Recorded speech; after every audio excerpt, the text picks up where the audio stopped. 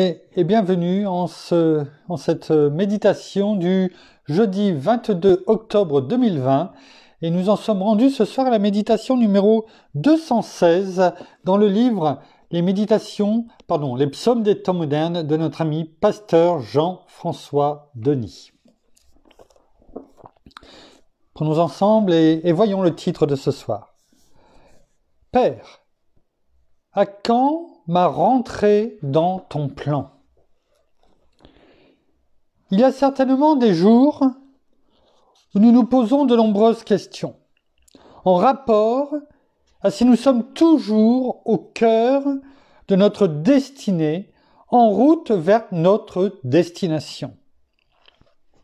Nous sommes si souvent terrifiés de prendre une décision par peur de ce que pourraient penser les gens et par crainte de leur réaction.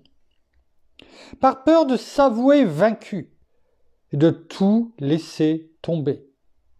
Par crainte de s'éloigner du plan initial que tu avais pour nous préparé. Et ainsi laisser s'échapper si près du but cette marquante percée. Plusieurs d'entre nous combattent avec toutes ces images de prospérité. Plusieurs luttent avec tous ces concepts que l'on nous a enseignés au fil des années au sujet de ta volonté. Je ne sais pas pour les autres, mais pour moi, ce genre de réflexion me rend malade, car mon appréhension est de ne jamais rien accomplir de significatif dans ma vie et de tourner en rond. Et ainsi, à cause de mon impatience à endurer l'épreuve, manquer et passer à côté de ma vocation. J'ai l'impression d'avoir encaissé beaucoup d'échecs, sans jamais avoir eu le privilège de percevoir un seul chèque. J'ai ce sentiment d'avoir échoué partout, tentant d'accomplir mon destin. Et en bout de ligne, est-ce que tout ce que j'ai fait a été entrepris en vain? Ai-je perdu mon temps à la conquête de quelque chose qui n'était que du vent, sacrifiant tellement pour un résultat si insignifiant? Les années passent, et moi je vieillis. Ma vie s'affaiblit, et je ne me sens pas encore aujourd'hui réjoui de m'être pleinement accompli et d'avoir pour toi réussi à travers ce sentiment d'être et de faire ce qui me passionne vraiment et me rendrait épanoui. Pourtant, je te cherche intensément et je prie. Chaque matin, c'est à toi que je crie. Alors encore une fois, je t'en supplie. Entends ma voix. Et aujourd'hui, ouvre ma voix pour que je voie à travers ma vie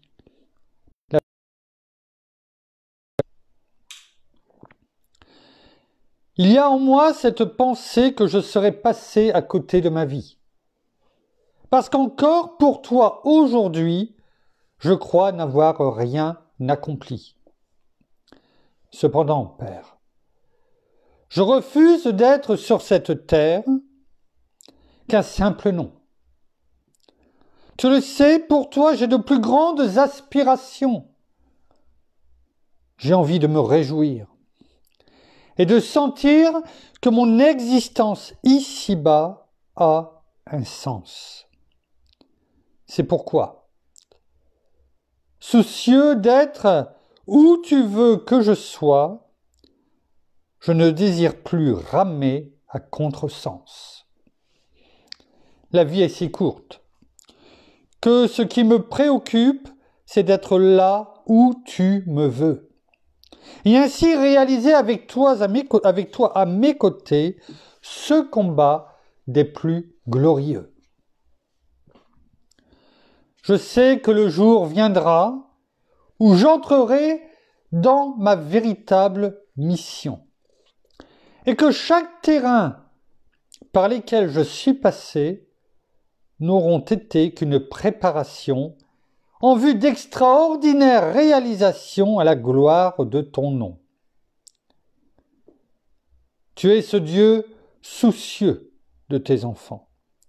Et là où tu nous conduis n'est qu'un pas de plus vers l'accomplissement de ton plan.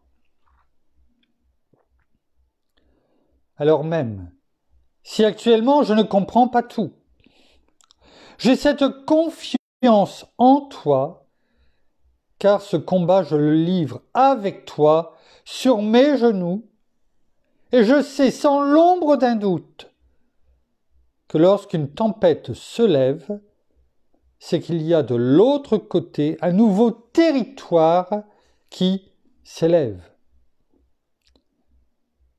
Tu ne définis pas la réussite comme nous l'interprétons. Tu as ta propre définition de ce qu'est une progression. Cette dernière conduit toujours à une élévation qui se traduit par le biais de promotion. C'est pourquoi, donne-moi avec humilité de continuer à avancer, m'adapter, persévérer, confesser, avouer et surtout rechercher ta volonté. Car ce qui m'importe n'est pas tant l'acceptation des gens, mais plutôt l'approbation de mon Dieu vivant. Merci Père. Merci Seigneur. Merci bien-aimé Saint-Esprit. Oh oui, nous en avons assez de ramer à contre-courant. Non pas que nous ne voulons plus faire ta volonté, mais bien au contraire, que tu nous conduises là où nous devons être, afin de pouvoir, comme l'a dit pasteur Jean-François, avec toi à nos côtés, même devant nous, œuvrer pour ta gloire, Père, dans le nom de Jésus. Alors conduis-nous encore ce soir à comprendre, à nous laisser enseigner, à trouver, à laisser semer en nous ta parole de vérité, qui seule nous nourrit, nous élève, là où tu veux que nous soyons. Pour ta gloire, Père, dans le nom de Jésus. Merci, bien-aimé Saint-Esprit.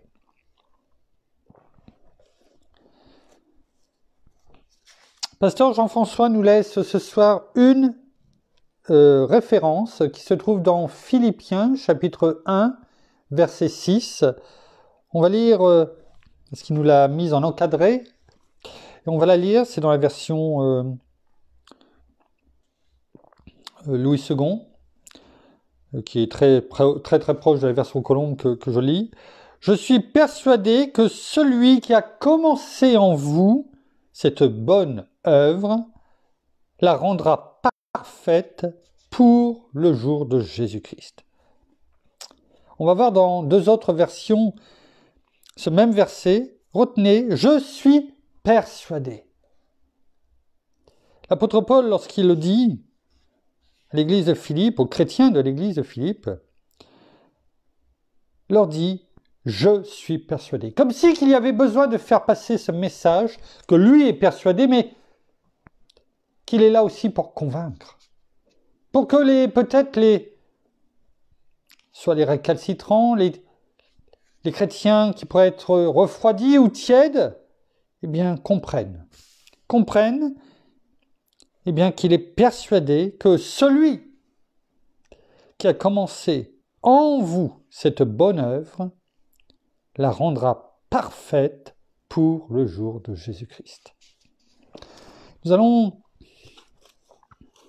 le prendre dans deux autres versions, la version en français courant et la version parole de vie.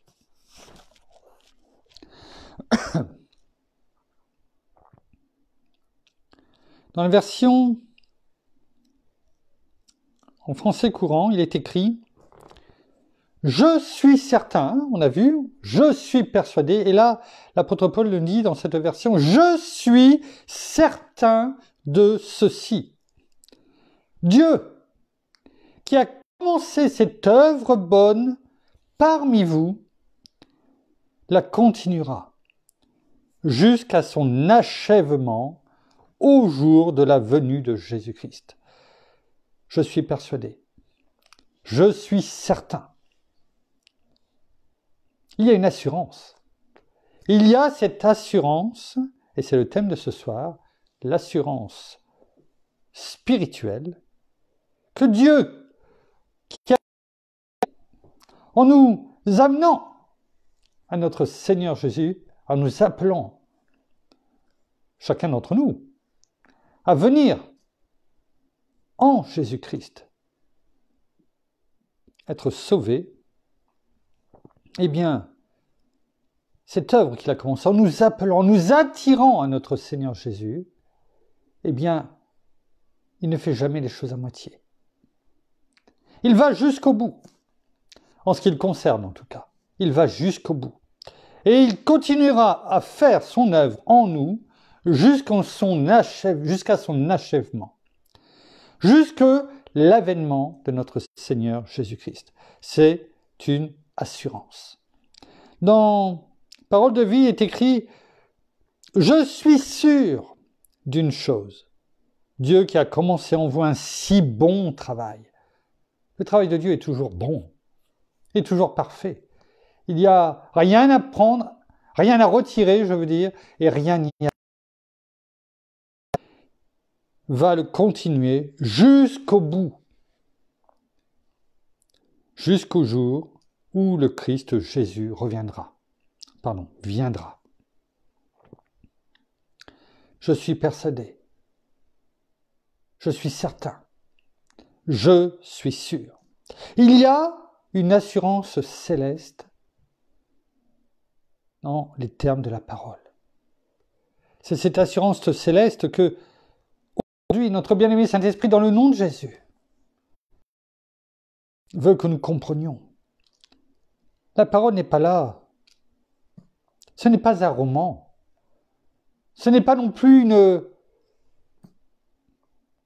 bibliographie que l'on pourrait regarder, une encyclopédie comme Wikipédia, par exemple, où nous allons aller rechercher des renseignements pour pouvoir les coucher peut-être sur une dissertation scolaire ou sur un diaporama. C'est la parole de vie. C'est la parole de vérité. C'est la parole de Dieu. Quand on lit, Dieu nous parle et nous dit « Voilà ce que je te dis ». C'est notre Père qui est en face et qui nous parle. Comme nous, pour ceux qui ont des enfants, eh bien parlons à nos enfants. Lorsqu'on parle à nos enfants, ce n'est pas du cinéma, ce n'est pas un roman, c'est la réalité. Quand notre Père nous parle au travers de sa parole, c'est la réalité. Rien de plus. Et il nous parle et il nous dit « Sois certain, sois sûr, sois persuadé que ce que j'ai commencé en toi, je vais l'amener jusqu'au bout, jusqu'à son achèvement,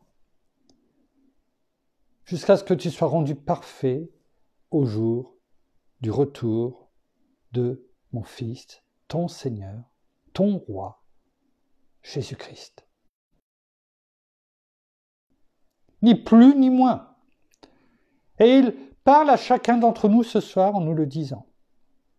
Il nous dit « Et à cœur, grave-le si besoin est, que tu as cette assurance glorieuse, spirituelle, que je fais toutes choses en toi. Et ce que je fais est bon. Même si tu ne comprends pas tout, même si tu passes par peut-être des moments difficiles, mais sache que derrière, tu as cette assurance que ce que je fais en toi est bon. Je repensais aujourd'hui, lorsque nous sommes partis avec mon épouse en Suède, ça fera pratiquement 1 an, au mois de novembre, quand on a décollé de Paris, le temps était maussade, il pleuvait, pas fort, mais il pleuvait, c'était gris. Gris. Et on a décollé, on est monté, le ciel était toujours gris, gris. Et à un moment donné, on est passé à travers ces nuages et ça faisait bizarre, on ne voyait plus rien. Mais c'était gris. Et d'un seul coup, on a été projeté dans un ciel bleu, d'azur. Plus un seul nuage, nous les avions dépassés. Un soleil resplendissant. Et pourtant, quelques instants avant, quelques secondes avant, nous étions dans les nuages, non pas dans nos pensées, mais réellement dans les nuages. Et en dessous, tout était gris. C'est cette assurance qu'il nous donne. Quelle que soit la grisaille de ta vie, à un moment donné, ce que je fais en toi, c'est pour te projeter dans ma gloire, dans ce soleil radieux, dans ce ciel bleu d'azur. Parce que notre Seigneur rayonne, notre Père, notre bien-aimé Saint-Esprit rayonne en nous, autour de nous. J'aurai toujours cette image en tête, parce que c'est tout à fait ce que nous pouvons traverser les uns et les autres. Assurance en latin, il y a plusieurs significations. Et je regardais ces mots et je me disais, on les retrouve bien souvent.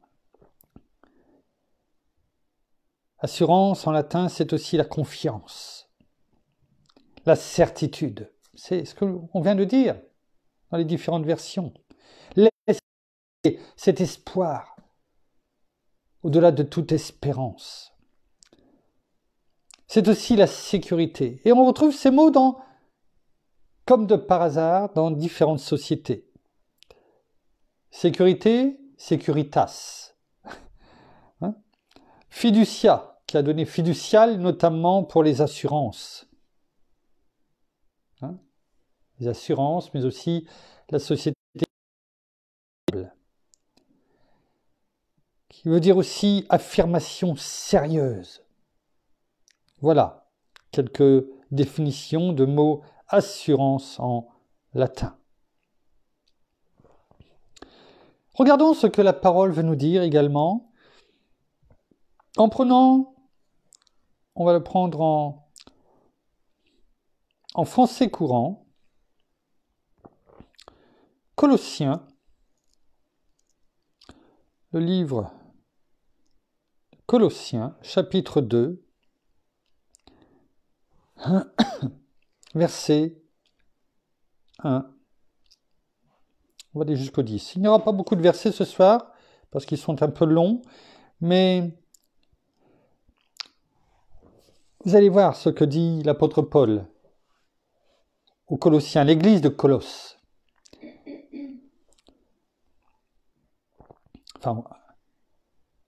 Et je dirais même plutôt à l'église de Laodicée, qui est à Colosse. De la part de Paul, qui par la volonté de Dieu est apôtre de Jésus-Christ, et de la part de Timothée notre frère, à ceux qui appartiennent au peuple de Dieu à Colosse, donc la ville, et qui sont nos fidèles, frères dans la communion avec le Christ, je me disais, on n'était pas dans le bon chapitre. Voilà, chapitre 2. Je tiens à ce que vous sachiez combien dure est la lutte que je livre pour vous.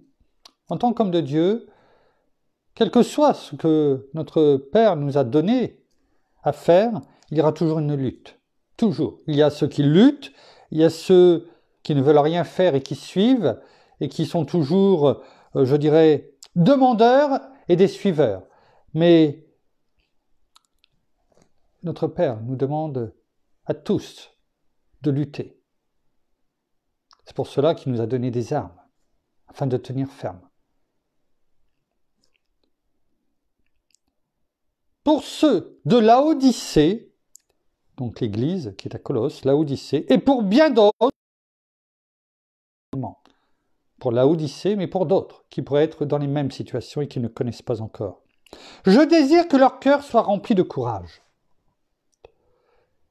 Ton cœur, notre cœur, doit être rempli de courage. Parce que pour lutter, il faut du courage. N'oublions pas ce que la parole nous dit dans dans Jean 14, verset 27, lorsque notre Seigneur lui-même nous dit que votre cœur ne se trouble pas et ne s'alarme pas. Et le vrai sens de s'alarme, eh bien, c'est ne sois pas lâche. Et pour ne pas être lâche, il faut avoir du courage.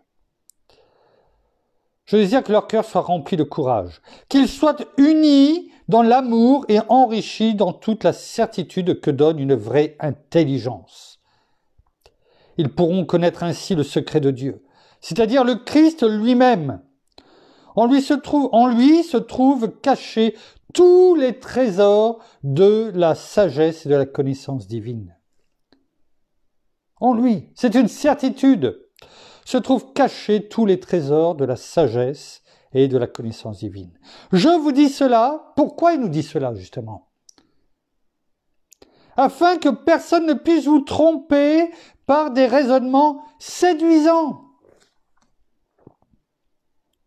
Même si je suis absent de corps, je suis à vos côtés en esprit, et je suis heureux de vous voir tenir bon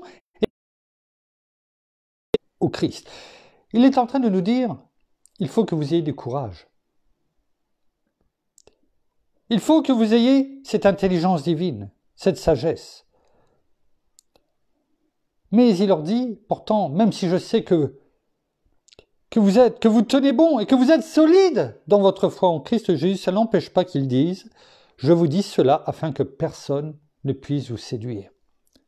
Donc, il y a cette assurance, mais il y a aussi ce côté de dire, restez ferme, tenez bon dans cette assurance spirituelle. Gravez-la et ne la perdez pas de vue. Parce qu'il y aura des personnes qui vont venir pour essayer de vous séduire. C'est une certitude. C'est pourquoi il faut avoir du courage et qu'il va falloir lutter. Mais vous pouvez cependant, l'un n'empêche pas l'autre, avoir toujours cette assurance spirituelle de ce que nous avons dit dans Philippiens chapitre 1, verset 6. Verset 8 à 10. Prenez garde. Vous voyez, il revient. Pourtant, il dit, je sais que vous tenez ferme, je sais que vous tenez bon dans votre foi. Mais il rajoute encore. Prenez garde que personne ne vous séduise par les arguments trompeurs et vides de la sagesse humaine. Elles se fondent sur les traditions des hommes, sur les forces. Sur quoi se forment les traditions des hommes ? La réponse, elle nous est donnée. Sur les forces spirituelles du monde. Et on sait très bien, ces forces spirituelles du monde, qui elles sont. Elles nous sont décrites dans Éphésiens 6, versets 10 à 18.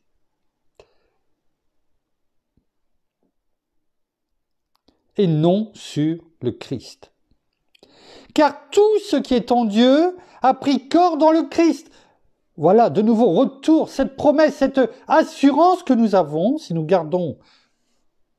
tenons ferme dans la foi et si nos yeux sont toujours tournés vers notre essentiel, Christ notre Seigneur, la parole nous dit, car tout ce qui est en Dieu, tout ce qui est en Dieu, tout ce qui le caractérise, tout son caractère, son être entier, tout ce qui le caractérise,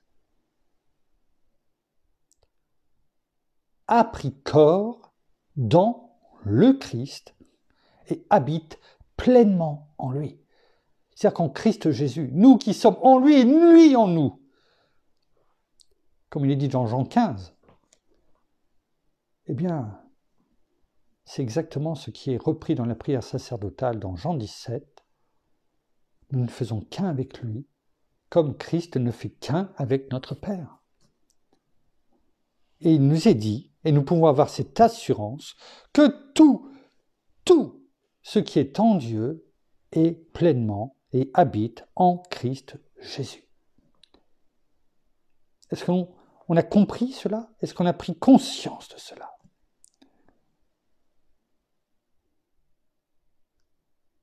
Donc nous pouvons avoir cette assurance spirituelle. Et nous savons parfaitement maintenant que ce qui se passe dans le spirituel, nous le vivons sur terre. Ça influence toute notre vie, chaque seconde de notre vie. Chaque seconde. Et l'ennemi le sait très bien. C'est pour cela qu'il veut que nous n'ayons pas cette assurance. C'est pour cela qu'il veut nous tromper et qu'il envoie des personnes pour nous tromper ou des flèches enflammées dans nos pensées pour que nous déclarions et proclamions des choses contraires à la volonté de Dieu. Et c'est par lui que vous avez tout reçu pleinement. C'est-à-dire que on a tout reçu pleinement, on l'a déjà. Lui qui domine, écoutez bien. C'est du présent continu et en même temps c'est un ordre. C'est une réalité, c'est ce qui s'est fait. Il n'y a plus à le refaire. Il n'y a pas à se demander quand est-ce que ça va être fait, car c'est déjà fait. Lui qui domine toute autorité et tout pouvoir spirituel. Et là, toute autorité et tout pouvoir, ce n'est même pas mis au pluriel. Vous savez pourquoi? Parce que dans ces cas-là, on parle d'une généralité. On pourrait mettre au pluriel, et il pourrait peut-être y en avoir un autre qui surgirait un jour. Non, là c'est la généralité. C'est-à-dire que toute autorité et tout pouvoir spirituel, eh bien, quel qu'il soit, passé, présent, à venir, eh bien, il a déjà la domination sur lui. Pourquoi j'ai insisté sur tout cela? Pourquoi? Eh bien, regardons. Regardons tout simplement cette église de Laodicée, qui, en reprenant tout simplement les mots de l'apôtre Paul, il leur a dit « Et je suis heureux de vous voir tenir bon et rester solide dans votre foi au Christ. » C'est ce qu'il dit à l'église de Laodicée.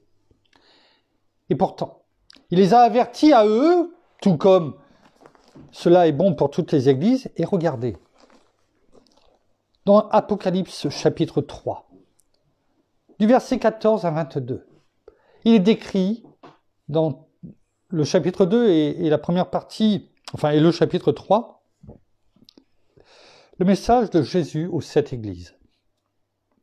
Et regardez ce qui est dit à la dernière église. Le message de Jésus-Christ notre Seigneur dans Apocalypse 3, à partir du verset 14. Écrit à l'ange de l'église de Laodicée, la même que nous venons de parler, qui était bon, qui tenait bon, qui était ferme dans la foi. Regardez ce que notre Seigneur dit. Écrit à l'ange de l'église de Laodicée. Voici ce que dit l'Amen, donc notre Seigneur, le témoin fidèle et véritable, l'auteur de la création de Dieu. Je connais tes œuvres.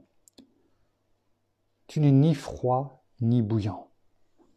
Si seulement tu étais froid ou bouillant. Ainsi, parce que tu es tiède et que tu n'es ni froid ni bouillant, je vais te vomir de ma bouche. Parce que tu dis, je suis riche, je me suis enrichi, et je n'ai besoin de rien. Et parce que tu ne sais pas que tu es malheureux, misérable, pauvre, aveugle et nu, je te conseille d'acheter chez moi de l'or éprouvé par le feu, afin que tu deviennes riche, et des vêtements blancs, afin que tu sois vêtu, et que la honte de ta nudité ne paraissent pas, pardon, et un collier pour oindre tes yeux afin que tu vois. Reviens. Bien sûr, il y en a qui ont tenu. Et malgré ce que Paul leur a dit, il y en a qui se sont quand même laissés séduire par les séductions du monde, par des discours trompeurs, peut-être par les richesses. Viens rechercher ce dont tu as besoin. De l'or éprouvé par le feu. Viens passer au four, encore une fois. Reviens. Reviens. Reviens. Acheter des vêtements blancs. Car le sang de Jésus te lave, te purifie, te sanctifie. Viens. Viens. Mettre ce collier de la parole dans tes yeux, afin qu'à nouveau, tu vois, tu comprennes, que tes yeux s'ouvrent à nouveau.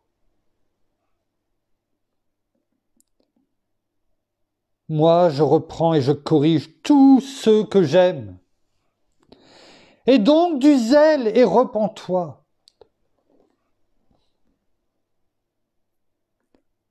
Voici, je me tiens à la porte et je frappe. Si quelqu'un entend ma voix et ouvre la porte, j'entrerai chez lui, je souperai avec lui et lui avec moi. S'il y a besoin, laisse notre Seigneur entrer à nouveau dans ta vie, souper avec toi, avoir cette discussion.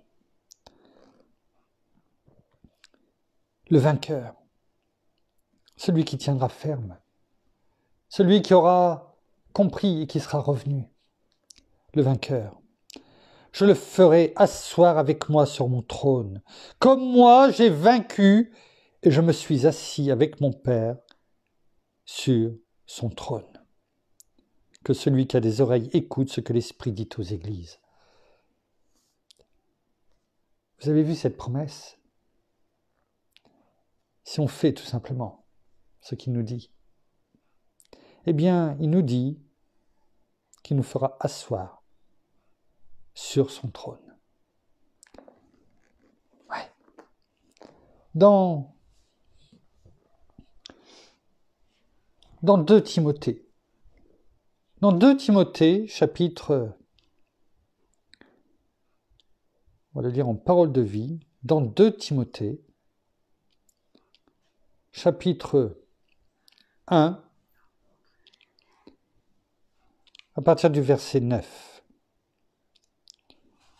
2 Timothée, chapitre 1, verset 9, et on va lire jusqu'au verset 14. On lit ce soir.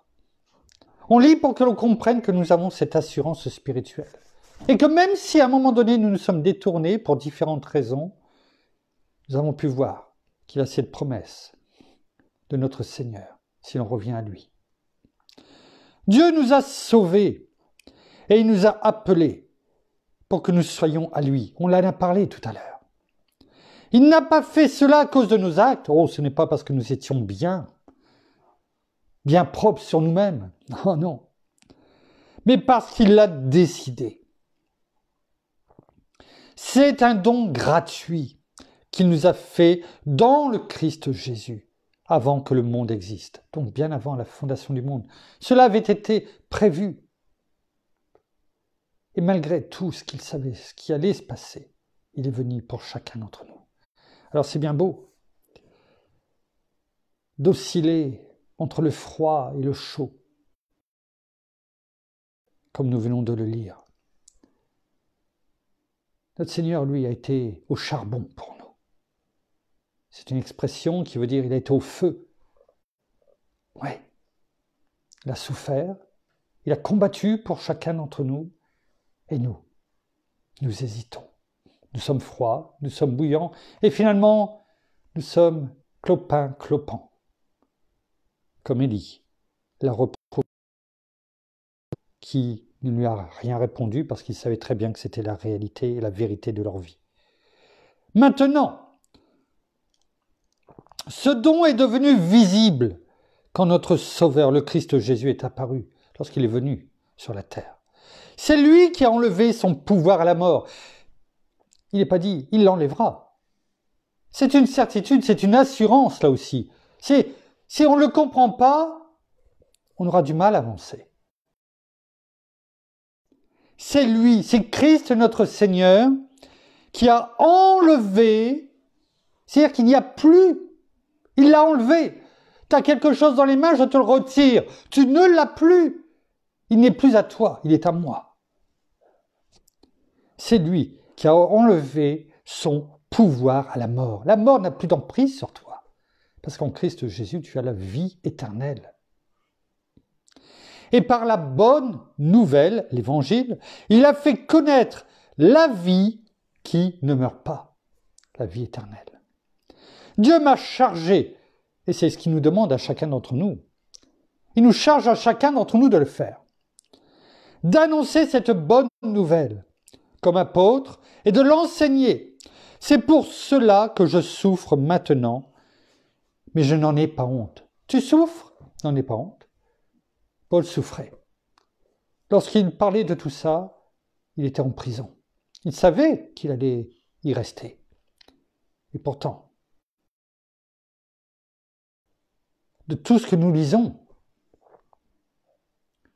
nous ne sommes pas là à en dire ce que nous disons, quand nous parlons, nous sommes aux portes de la mort. Demain, peut-être, eh bien, on va nous sortir de notre prison pour nous décapiter. Ah, aujourd'hui, on est libre de parler. Tu es aussi libre de ton choix. Mais ce sera ton choix. Et demain, il ne faudra pas venir pleurer.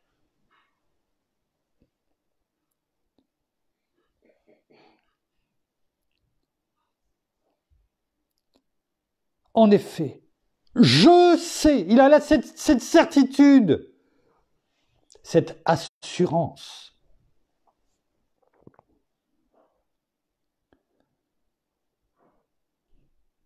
Et j'en suis sûr, Dieu est assez puissant pour protéger jusqu'au dernier jour ce qu'il m'a confié.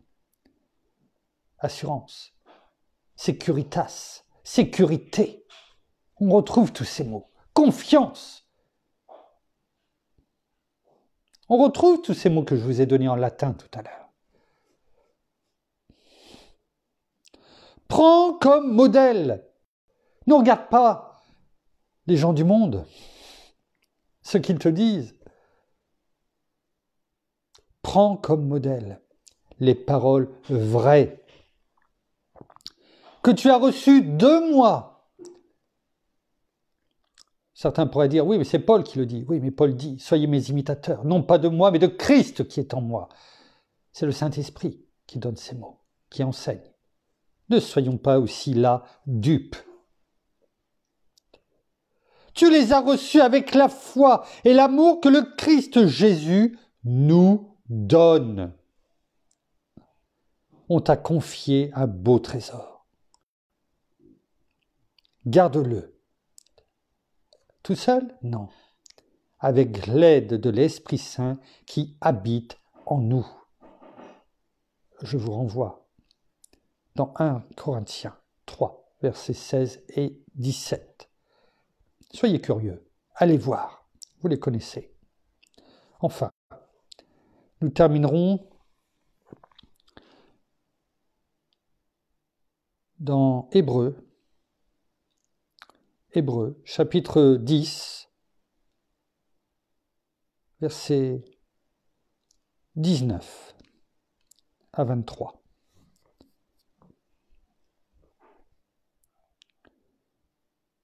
Hébreux, chapitre 10, 19 à 23. Le Christ nous a ouvert un chemin nouveau. On le sait. Ce chemin nouveau, on l'arpente au quotidien depuis que nous avons reçu notre Seigneur comme Seigneur et Sauveur de notre vie. C'est un chemin nouveau. un chemin, mais nous aussi, nous sommes une nouvelle créature pour un chemin nouveau. Il est écrit, frères et sœurs chrétiens, nous sommes sûrs, toujours cette assurance spirituelle, mais qui rejaillit sur notre naturel. Nous sommes sûrs de quoi? De pouvoir entrer où? Librement dans le lieu très saint. Vous savez où il y avait à l'époque l'arche de l'alliance et où entre les deux chérubins la gloire descendait, la gloire de Dieu. Eh bien notre Seigneur Jésus, par sa chair, a coupé en deux, littéralement, le rideau du temple, pour nous ouvrir un chemin nouveau, un libre accès au lieu très saint, où nous pouvons venir contempler. Oui. Parce que Jésus a répandu son sang. Est-ce qu'on a conscience de ça? Que cela a été fait au prix du sang de notre Seigneur Jésus-Christ qui a souffert pour nous.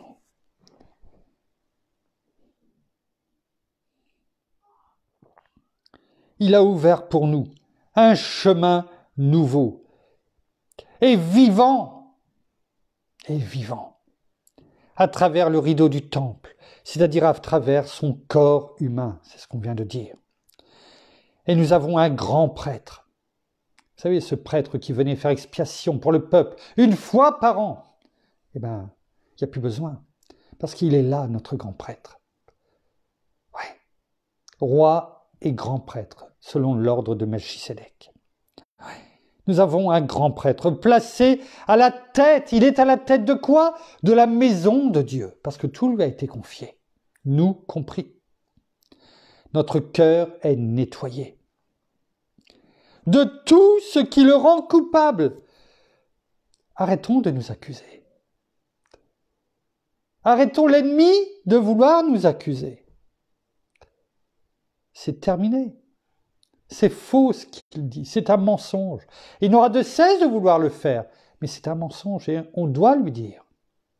Pourquoi? Parce que nous avons cette assurance que, en Christ Jésus, nous avons été lavés, nettoyés, nous sommes une nouvelle créature et sur un chemin nouveau.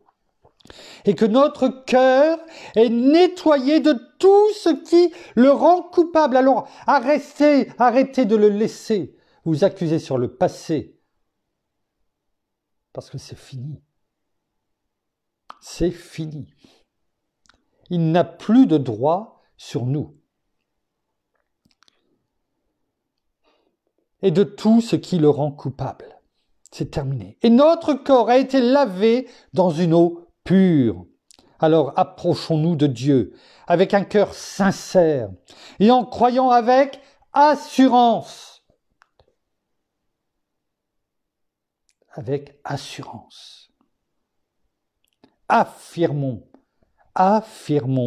ce que nous espérons, sans nous décourager. Oui, Dieu a fait des promesses et il est fidèle. Oui. Merci, Père. Merci, Seigneur. Merci, bien-aimé Saint-Esprit, de cette formidable assurance que tu nous donnes. Cette assurance multirisque. Oui. Pour tous les domaines de notre vie. Et ce n'est pas comme les assurances, en tout cas dans ce monde, où lorsqu'il nous arrive quelque chose et que nous avons payé pour être couverts, eh bien on nous demande encore tout ce qu'il faut pour surtout essayer de ne pas nous rembourser. Et là nous payons. Mais cette assurance que tu nous donnes, non seulement nous n'avons rien payé, c'est toi qui as payé pour nous. Et en plus, eh bien, tu ne nous demandes pas des gages. Tu nous dis simplement, persévère. Garde cette assurance au fond de toi, que je suis toujours avec toi, que je ne te délaisserai pas, ni ne t'abandonnerai. Nous terminons par la prière. Merci, Père. Merci, Seigneur. Merci, bien-aimé Saint-Esprit. Merci, Seigneur, encore de nous parler par notre bien-aimé Saint-Esprit. Merci encore de nous fortifier et vraiment de nous encourager chaque jour à vivre tout ce que tu veux que nous vivions, tout ce que tu as prévu pour nous. Alors oui, ce chemin est un chemin de chaque jour avec toi. Oui, c'est un chemin qui peut être douloureux parfois, qui peut être compliqué, mais nous savons que nous ne sommes pas seuls à marcher sur ce chemin, que tu es avec nous, et nous savons aussi que nous ne sommes pas seuls parce que d'autres frères et sœurs vivent la même chose. Nous ne sommes pas un cas unique, mais nous vivons tous les uns et les autres, nous avons tous nos combats, nous avons tous nos douleurs, nous avons tous nos craintes, mais avec toi, Seigneur, nous savons que tout cela est fini et que nous venons à toi, nous nous laissons porter par toi et nous te remettons chaque chose de nos vies, chaque douleur, chaque problème. Venons à toi, soumettons-nous vraiment à tout ce qui vient du monde, et ne nous soumettons pas justement à tout ce qui vient du monde, mais soumettons-nous à toi, afin que nous allions de l'avant, afin que nous soyons forts, afin que nous soyons prêts pour tout ce combat qui est là, qui est journalier. Oui, chaque jour, nous devons nous revêtir de toutes ces armes que tu nous as données, afin de lutter contre toute manœuvre du diable, contre toute manœuvre de l'ennemi. Et nous savons que même si par moments nous flanchons, tu es là pour nous rattraper, tu es là pour nous porter, tu es là pour nous supporter, pour nous aider et pour nous encourager. Alors oui, ne tournons pas le dos à l'ennemi, mais affrontons-le avec toi, parce que nous avons cette assurance que celui qui vit en nous est plus grand que celui qui vit dans le monde. Et tu as déjà vaincu le monde, tu as déjà vaincu notre ennemi, il a été cloué, il a été vaincu à la croix, tu as remporté, c'est toi qui as remporté ce combat, c'est toi qui a eu la victoire. Alors nous l'avons par toi en Christ Jésus. Alors merci et sachons rappeler à l'ennemi où il est, d'où il vient et où il va. Nous connaissons notre chemin, nous savons que où nous allons et nous savons que nous avons cette assurance que tu es là auprès de nous et que tu as déjà tout vaincu. Alors oui, tu nous le dis, que les difficultés seront là, que les tribulations seront là, mais que nous ne serons pas seuls et que tu seras tous les jours de notre vie avec nous, et cela jusqu'à la fin du monde. Alors soyez tous richement bénis, frères et sœurs, et merci encore Seigneur pour ta fidélité, merci Père aussi pour ton amour et ta bienveillance, parce que tu n'as pas compté ton amour, tu as envoyé ton Fils mourir à la croix et vivre toutes ces choses pour nous que notre Seigneur ne connaissait pas, mais tu as tout fait pour nous. Alors oui, il est vivant, il est à ta droite et tu lui as donné toute autorité dans le ciel, sur la terre et sur toutes les dominations, quelles qu'elles soient. Alors gloire à toi, Seigneur Jésus, dans le nom de Jésus. Amen. Merci.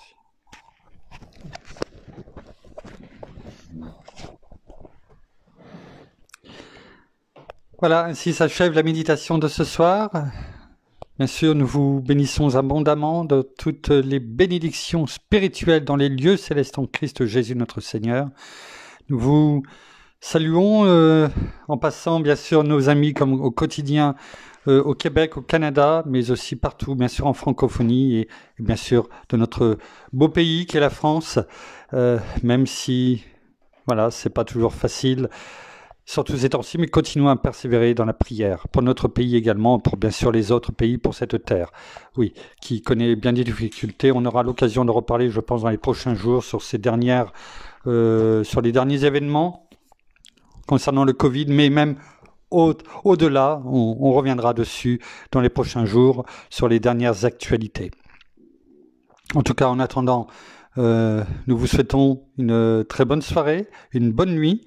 Nous vous donnons rendez-vous bien sûr demain, nous vous ferons parvenir l'horaire.